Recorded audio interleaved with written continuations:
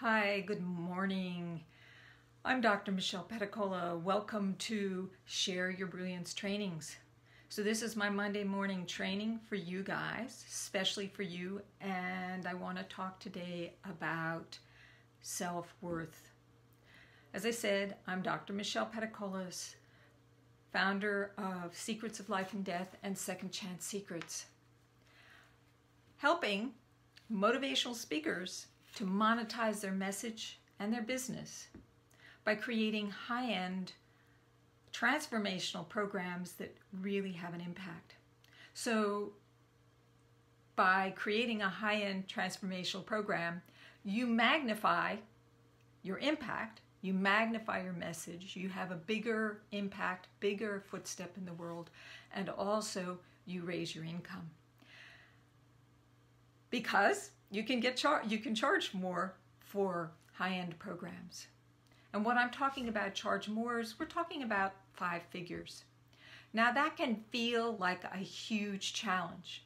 And if you've never charged for a 5-figure program before, it can seem almost impossible. And what is at the basis of this is your understanding of your self-worth. Self-worth is made up of a lot of different components. First of all, we get a sense of how worthy we are from early childhood. When we're growing up, we learn from the way in which our parents treat us and the way in which our parents feel about themselves, what our worth is. If our parents don't feel like they're very valuable, they're going to convey that message that, well, we aren't very valuable. Also, they can make you feel, whether intentionally or not, less valuable by the way in which they interact with you. Maybe they're harsh, maybe they're overcritical, maybe you have older siblings, and sometimes you just make this decision yourself. Oh, I don't belong. I must not be very valuable. Other things that can get in the way, this was one of the things that came up for me, was that you become committed to your parents. You really love them and you do not want to make them feel bad. And that happened to me. My father, who was an amazing man, never got his BA. And he always felt inadequate because he didn't go and finish his college degree. And so when I got my PhD, he actually felt shame. And he conveyed this message to me of, don't surpass me or I will feel bad. Now, I don't really believe that he wanted to convey that message to me, but it had an impact. That and then I got another whammy from my boss, and then my husband left me, all around the same time that I just finished my PhD, was just stepping into my power. So things like that, events like that can have an impact on how you feel about yourself. In addition, there's this cultural influence of how the culture sees, for example, women. You know that today, still, women only make about 70 cents or maybe 80 cents on the dollar of what men make. And that men often are hired over women, that men's voices are often heard more or respected more than women's voices. And it's something that has been supported and reinforced in our culture. Now, of course, women are respected a lot more now than they ever were in the past. I mean, there was a time when women didn't even have the right to vote. They didn't have the right to own property. They were seen as belonging either to their fathers or to their husbands. So that has a huge effect on how you feel about yourself. And then what about role models? How many role models do we have that are people that women that we really can relate to, that we can say, yes, I want to be like her? Well, I kind of felt that way about Marianne Williamson because she was so self-assured. And she was stepping up into an arena that is a very difficult arena. That's the political arena. She already had established herself in the self-help and the spiritual realm But now she was stepping into a whole different arena, and they really gave her a hard time. They tried to diminish her, and they tried to dismiss her, and yet she kept on going. And so I invite you to think about, who is it that you resonate with? Who do you hold in high esteem as wanting to be like? So that's one thing, is to have an image or an idea of how you want to be. It's not enough just to say, grit your teeth and I'm going to be powerful. It doesn't work that way. It actually is an inside job. You need to feel that you're worthy. You need to believe that you're worthy. And if you don't, no matter how many times you practice your script, when you come on Facebook Live or come on a webinar, you will have a tendency to stumble over certain words. Like, what do? Oh, I empower motivational speakers to monetize their business, to monetize their message by creating high-end programs. High-end transformational programs that really make a difference in people's lives. So take that in a moment. What's your message? Go ahead and write it down in the chat. What is it that you offer? And how do you feel? And how many times have you said it? And do you say it with conviction? If you don't work on the inner game, if you don't work on that self-worth, you're going to keep on stumbling. Part of the purpose of creating a high-end program, one that really has an impact, well, there are two reasons. One is that in the process of creating that, especially if you work with me, in the process of creating that, you are going to have to put aside all, that is, let go of all those beliefs about yourself that are holding you back. For example, I was talking to a couple of my clients last week, and I asked them to share their wins for the week. It's one of the things we always start out with, is what did you do well? And it's amazing. These are high-powered women, how they stumble over talking about what it is that they did well.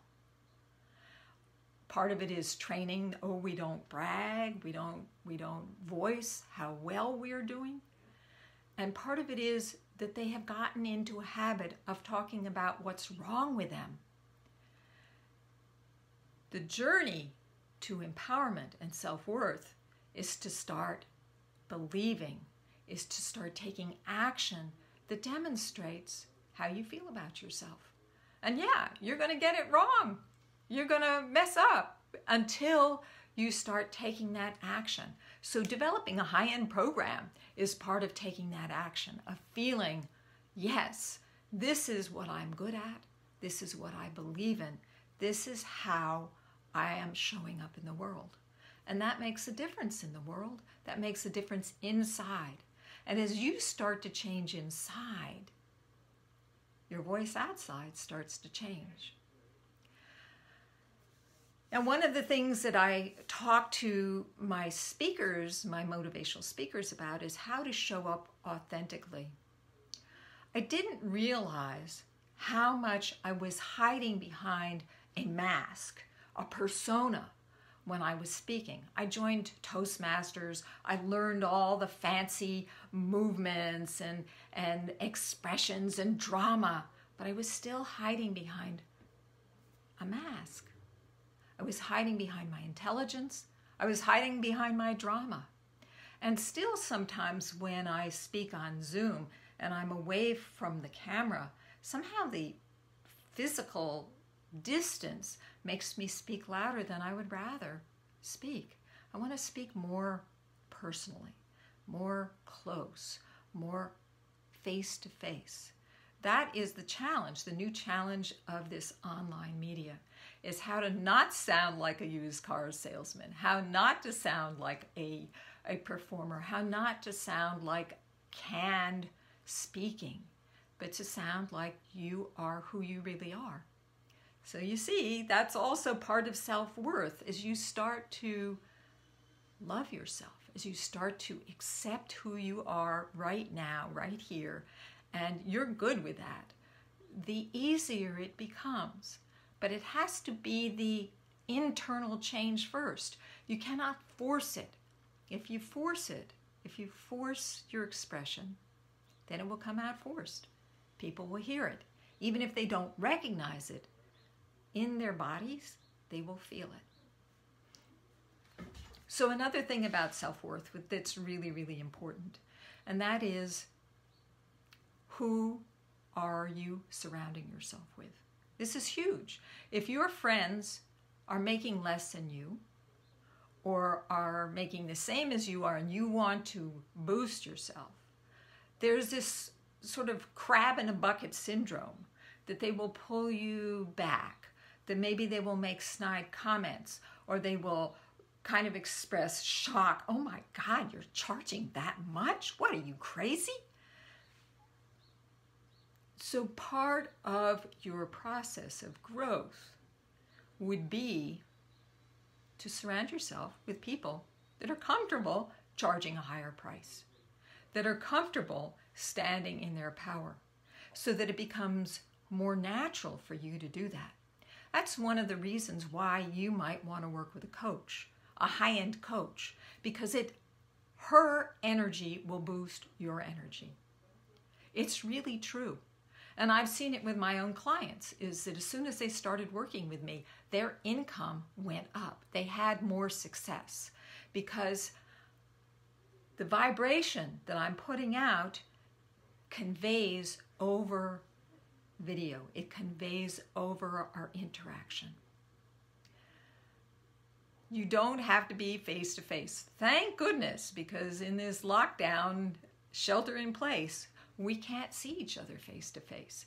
In fact, I went to a wedding this past weekend.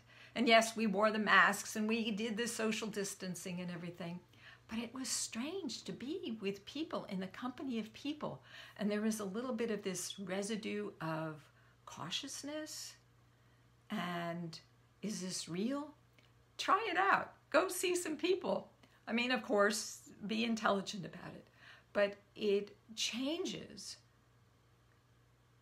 your perception of being with people is really different.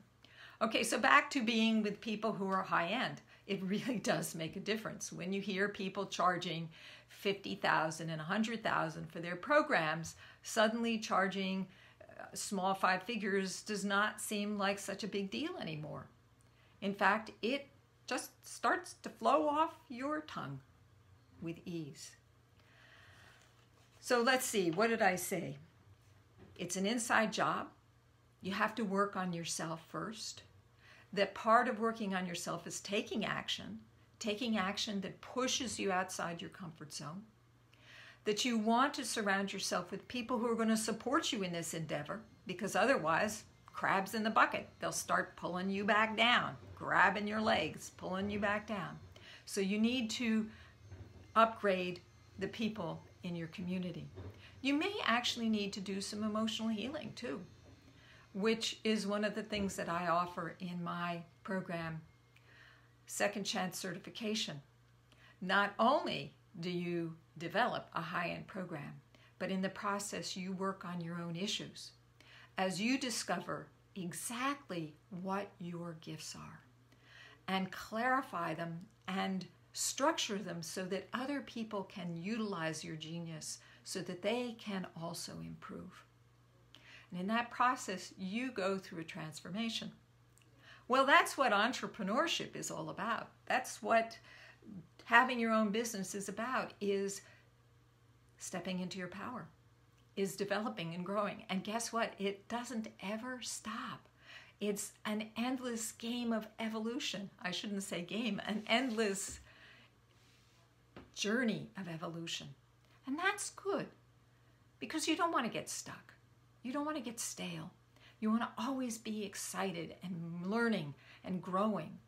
And that's what's wonderful about being a coach, about being a healer, about being a change maker, is that you're living in this state of creativity and excitement and fluidity, so that you're always evolving. In fact, that's what we always want to be, is always evolving, making a difference for ourselves and for others. That's when you know that you're really alive.